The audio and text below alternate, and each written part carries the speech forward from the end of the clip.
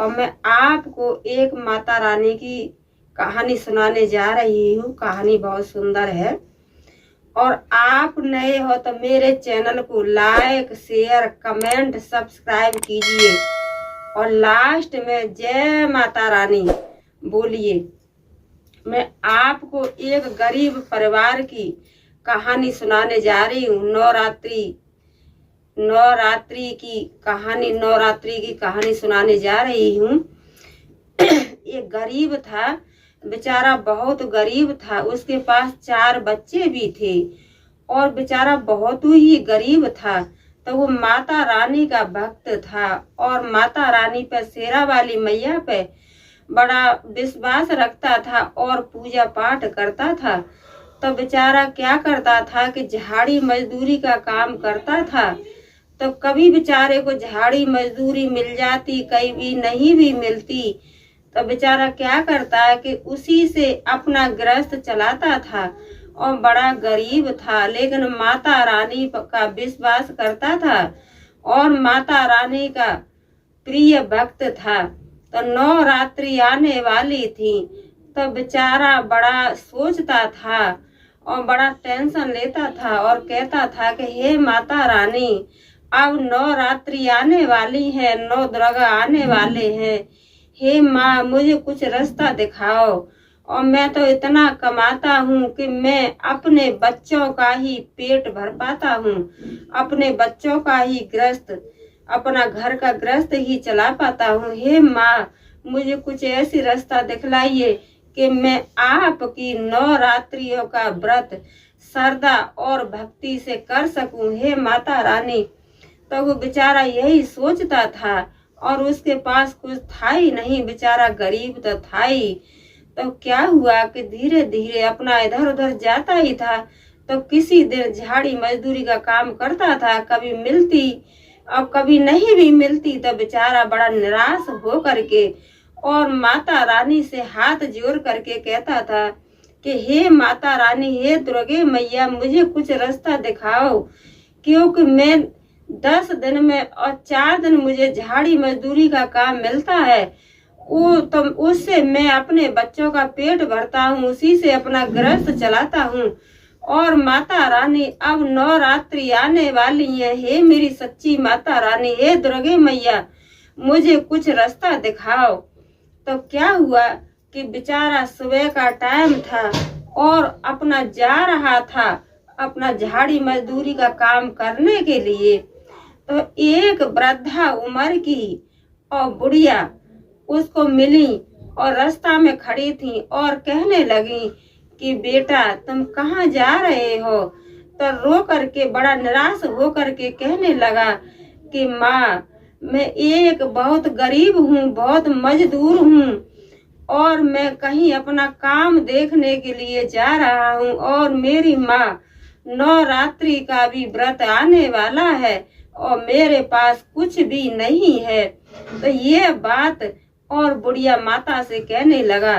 तो बुढ़िया माँ तो थी नहीं, वो तो अपनी शेरा वाली मैया थी, वो तो दुर्गे मैया थी। तो क्या हुआ, जो बूढ़ी मैया थी वो कहने लगी कि बेटा, आज आप मेरे घर मजदूरी कर लीजिए और मैं आपको शाम को ही पैसा दे दूंगी। तो वो गरीब बेचारा बड़ा खुश हुआ और कहने लगा कि हाँ माँ, मैं आपके घर ही आज मजदूरी कर लेता हूँ। तो जो बुढ़िया माँ थी वो उसको लेके गई अपने साथ। तो क्या हुआ कि जैसे अपना कच्ची दीवारें होती थी पहले, आजकल तो कम ही है, क्योंकि आजकल तो सबने अपना पक्का ही मकान बना लिया है। कोई ज्यादा ही गरीब होगा उसका कच्चा मकान होगा, नहीं तो सबका पक्का ही मकान है। तो बुढ़िया माँ तो थी नहीं, वो तो शेरा वाली मैया थी।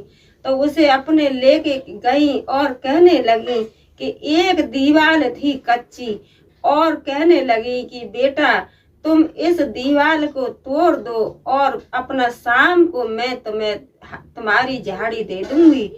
ये कह करके और माता रानी वहां से अलोप हो गई और बेचारा गरीब मजदूर था वो अपना कच्ची दीवार को तोड़ रहा था, तो उसमें दीवार में और एक ऐसा घड़ा, सोने का घड़ा रखा था और उसमें मोहर असरपी रखी थी। तो बेचारा बार बार उस घड़ा में और फावड़ा मार रहा था, फावड़ा चला रहा था। तो घड़ा बार बार टन टन बोल रहा था, लेकिन उसे इतना ध्यान नहीं था। बेचारा तो अपना बड़ा ईमानदार भी था, बड़ा मेहनती था, बड़ा ईमानदार था। तो बेचारा उस चीज का ध्यान नहीं दिया। वो तो अपना दीवार में और फावड़ा मार रहा था, तो टन टन जैसे होने लगा। तो वहां से दीवार इधर उधर ना हो रही। तो बेचारा क्या किया कि फावड़ा नीचे रखा और अपने हाथ से दीवार को कुरेद करके मिट्टी हटा करके देखने लगा। तो उसमें इतना बड़ा सोने का घड़ा और उसमें मोहर सरपी रखी थी। तो उसने क्या किया कि वहां उस जगह से और दीवार को तोड़ना छोड़ दिया और दूसरी जगह से दीवार तोड़ने लगा। तो तोड़ता रहा। शाम हुआ, शाम हुई तो बेचारा अपने घर चला गया और जो है उसको जो घड़ा दिखाई दिया था उस घड़े को वहीं पर छोड़ करके चला गया, घड़े को लेकर के नहीं गया। कहते हैं कि बेचारा मजदूर था लेकिन बड़ा ईमानदार था। और ये भी कहते हैं कि जो ईमानदारी से खाता है, ईमानदारी से कमाता है, उसको भगवान कभी दुख नहीं देते हैं, माता रानी कभी उसे कष्ट नहीं देती हैं। तो बेचारा ईमानदार भी था। तो उस घड़े को और ऐसा का ऐसा ही छोड़ गया और अपने घर गया। तो अपनी पत्नी को और अपने बच्चों को बताने लगा कि आज एक वृद्धा उम्र की माता जी और मुझे अपने घर लेकर के गई मेहनत कराने के लिए, मजदूरी के लिए। मैं दीवार तोड़ रहा था तो उसमें ऐसा सोने का घड़ा और उसमें मोहर सरपी रखी है, लेकिन मैं वहीं पे छोड़ करके आ गया हूँ। क्यों कि मुझे वो नहीं चाहिए, वो तो ये उन बुढ़िया का है, तो मुझे दूसरे का नहीं चाहिए। बड़ा ईमानदार था और अपनी माता रानी पे बड़ा विश्वास भी रखता था। तो रात हुई तो रात में पति और पत्नी बच्चों शायद सो रहे थे। तो क्या हुआ कि माता रानी सपने में आई और कहने लगी कि बेटा, जो दीवार तू तोड़ रहा था और उसमें तुझे एक घड़ा दिखाई दिया, तो उस घड़े को तू क्यों नहीं लेके आया था?